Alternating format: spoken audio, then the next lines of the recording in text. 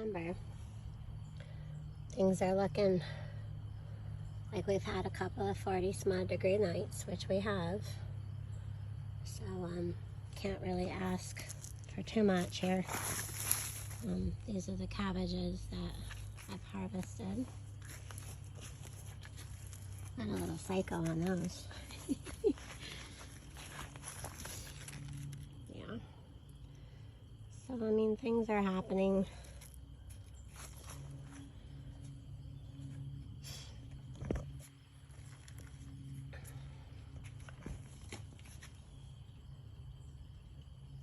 Still producing. There's about 3 green bean plants there. This is all empty. End of October is usually, for most definite, usually, I'm not going to be like wasting seeds planting much unless it's like lettuce or something. So this is where the deer have been coming in and chow-chowing on things.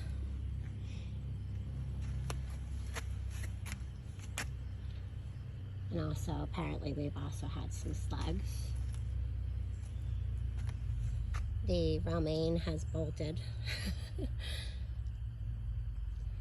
And over here, the deer have pretty much chopped off the whole top of this bean plant. So there's no, well, no, we do have some more coming, I guess.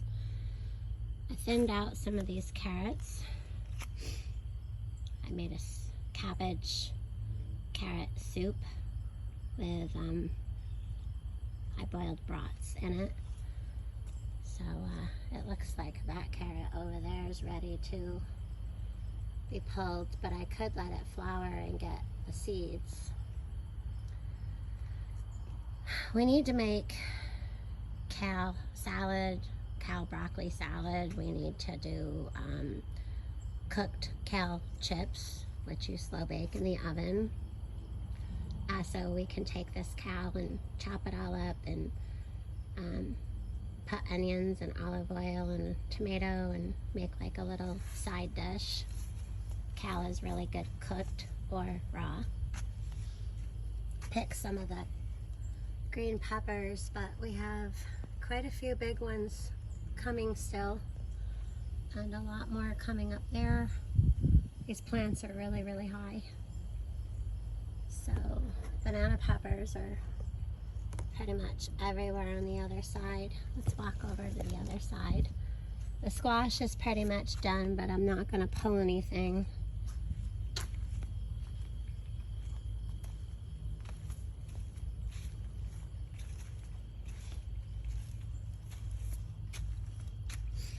See, we're still getting squash.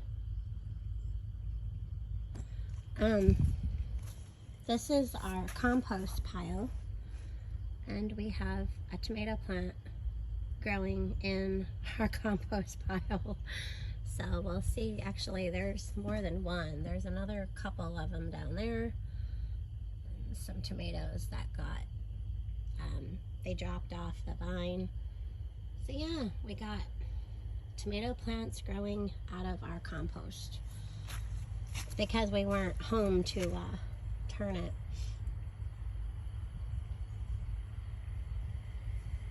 So this contraption for the peppers was the best I could do at this time of year out here. As you can see on this side, those yellow peppers, we've got 1, 2, 3, a bunch more little ones coming, 4, 5 on the top of the plant, and then you got more in here. So from this side you can see a lot more pepper activity, and then the banana peppers just keep going and going and going and going. Yeah, so it's a pretty good pepper harvest this year still. Those peppers are just really producing well. It took them a while. Look at that pepper. That's weird looking. That's cool. This time of year, things start growing a little funky. Yeah, see, this one's going to seed. So we'll have to pull that carrot soon. I want to wait to give them the best possible growth out of the carrots as we can. See, we've still got, these are those, I don't know, we've been picking them for many, many weeks, and they just keep, these are the heirloom lake bush beans that we got, and they, you pull them and then they just keep coming and coming and coming. We've gotten quite a few gallon bags full, like popped out full of green beans. Mystery tomatoes still producing, but we are getting that on this plant, so we'll have to add some more calcium. But again, it is the end of the year, so that one's pretty weird looking. We also had rain and dry days, and with us being gone, I know things weren't getting as watered because we lost, I mean, they're still growing cucumbers, but we pretty much lost these. These vines are not real beautiful, of the container cucumbers. That there looks like a marigold that got in there, but see, the cucumbers are just looking a little weird over here. Plus the deer have been by, and I think the deer have been chewing. This is the, what's left of the Thai basil. And I also let it go to one side, go to flower. This one I chopped, but this one I let flower. That Thai basil is so good. Same thing with this citrus mint. I let it go this year to get the seeds. Now over here, this fly keeps landing on me. The cilantro that we cut from here and let seed in, there's already baby cilantro already growing. So that'll come back next year.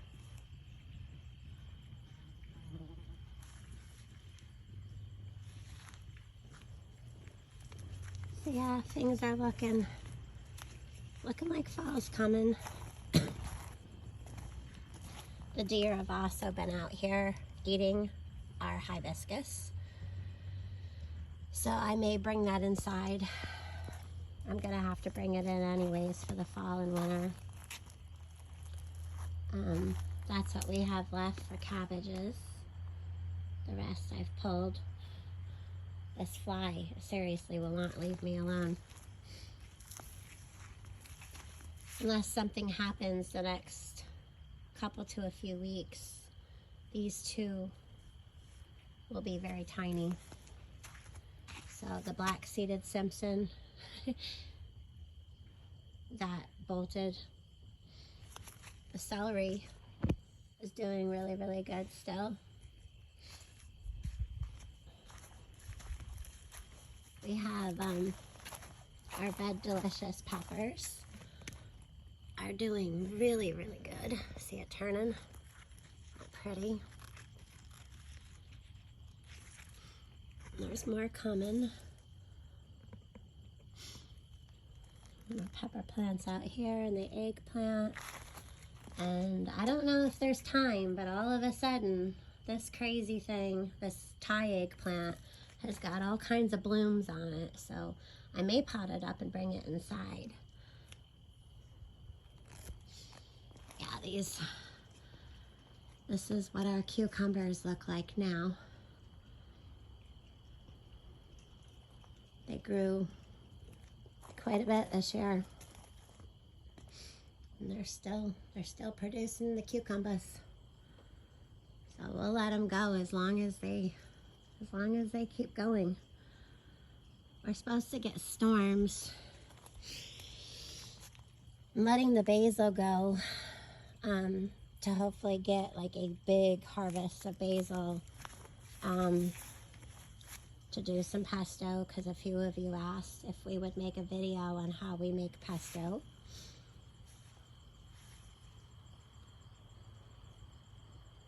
But Tomatoes are still going strong. We're definitely going to take advantage of having some green ones. I have to do some cutting of the leaves, but this pink oxheart has really taken off. So many tomatoes on here. Look at that. Tons and tons of maters. And this beef steak, or no, this is the Mr. Stripeys. Look how big those are. Tons of tomatoes. So if they don't ripen before it gets cold, we're going to be having lots of fried green tomatoes, which also you can freeze and then recook. See, we've got ones ripening down here. This one's a beef steak. And still flowering. I'm gonna have to put a clip on that one. There's more beef steaks down there happening. This one's a celebrity.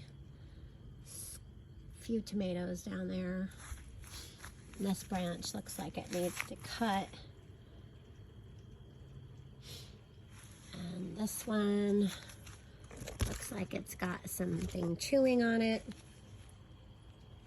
Yuck. So we're gonna get rid of that. Yeah, there's flies around here too. Yeah, something got in that one. So that'll go to the compost. But other than that, all the other ones look pretty okay.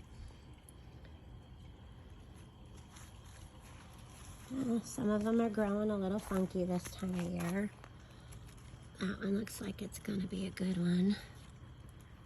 So we have some lineage. We added stuff, but yeah, we still have some calcium issues. Also some cracking from the rains.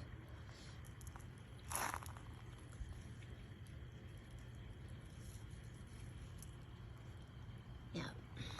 And there's more basil. I love planting the basil with the tomato plants. It helps with bugs. Those look nice. See in there? Way up. Look at that. It's about as high as we can go. At least this year anyways. We might go higher next year. That's really high. That's over about 7 feet or more. The bumblebees are still bumbling. This one I love. This is my favorite tomato plant. This one's the Jubilee. They're orange when they're ripe, and it looks like we're going to be getting a lot more of those, so I'm pretty excited about that one. That's the most at one time we've had on that one. See?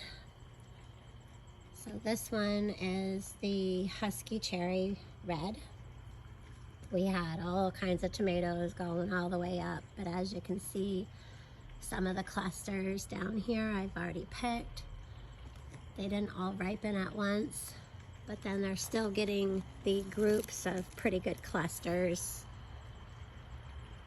and they've been doing that all summer long. And this one is our Whopper, I think.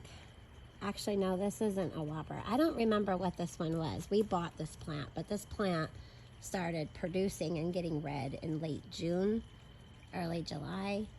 This thing has given our family everything from fried green tomatoes to spaghetti sauce to tomato sandwiches and everything tomato. So much has produced off from this one plant.